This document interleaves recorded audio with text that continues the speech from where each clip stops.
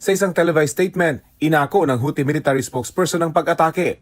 Dati na nilang sinabi na ginagawa nila ang mga pag-atake bilang pagsuporta sa mga Palestinong naiipit sa giyera ng Israel at Hamas sa Gaza. Hindi bababa sa 3 ang nasawi sa pag-atake. 2 sa kanila, mga Pilipino. Kinumpirma ito ng Department of Migrant Workers na nagpahayag ng labis na kalungkutan. 3 ang malubhang nasugatan at nananatili sa ospital. Sabi naman ng Department of Foreign Affairs, nakaligtas mula sa pag-atake ang 13 Pilipino seafarers na dinala na sa Djibouti. Magpapadala na ang Embahada ng Pilipinas sa Cairo, Egypt ng team para bigyan sila ng tulong. Ang Overseas Workers Welfare Administration naman, pinuntahan na ang mga pamilya ng mga nasawi at nasaktan para tiyakin ang tulong ng gobyerno.